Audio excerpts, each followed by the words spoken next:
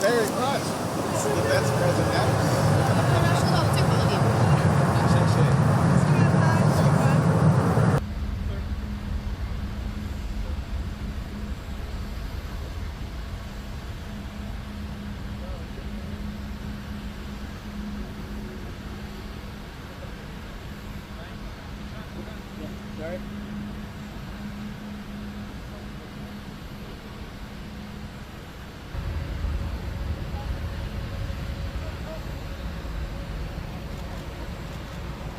You talked about China there, so that is also part of, I think, your response to what is happening with the United States, as you said, India and China. This past spring, though, you said that China is Canada's biggest security threat.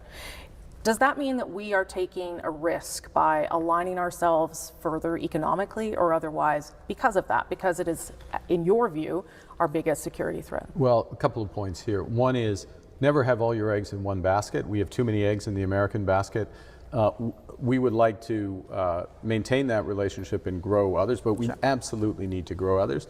And that the S is a capital S at the end of others. So it's India, it's China, yes, it's European Union, it's the UK, it's Thailand, it's Philippines, right. It's in Africa and beyond. It's Mercosur, the group of all of which we're working on. First point.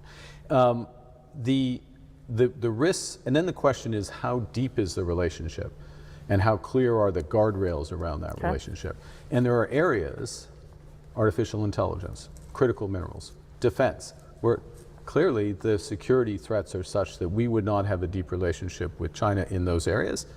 We would not have deep relationship with many countries in those areas. There's certain partners, European Union is one, UK is another, where we would. We have a strategic question for our country, how deep those relationships are in those areas with the United States, given our deep integration already with the United States and given the shifting trading relationship.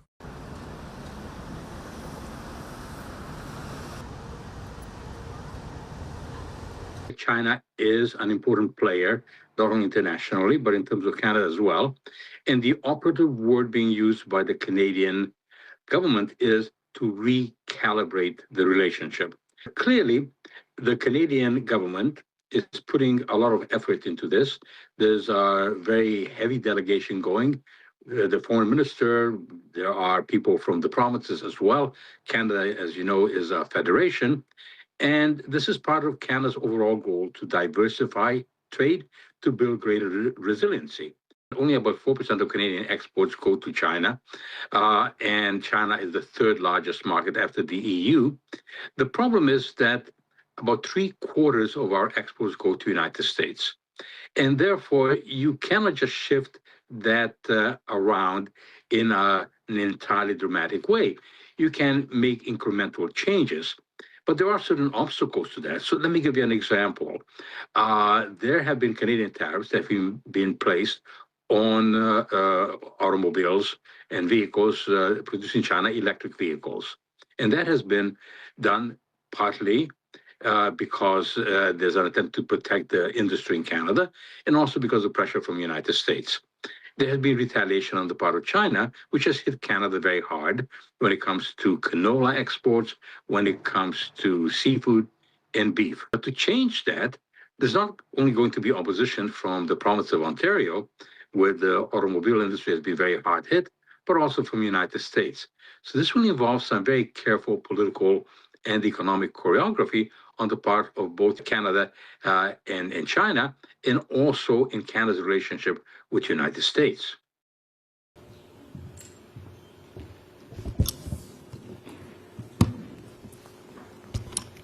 今天上午，王毅外长在北京会见了加拿大外长阿南德，中方也发布了消息，你具体的情况你可以查阅。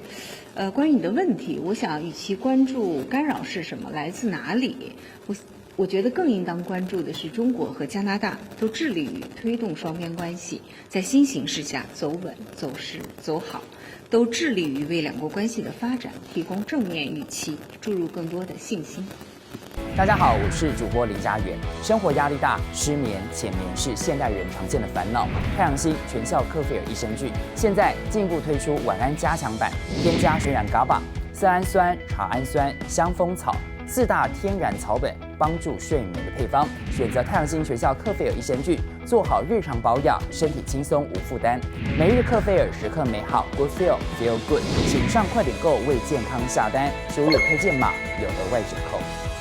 太阳星全效克菲尔益生菌基础版、晚安加强版，新包装改版，内容不变，抽取更方便，要吃就吃最好。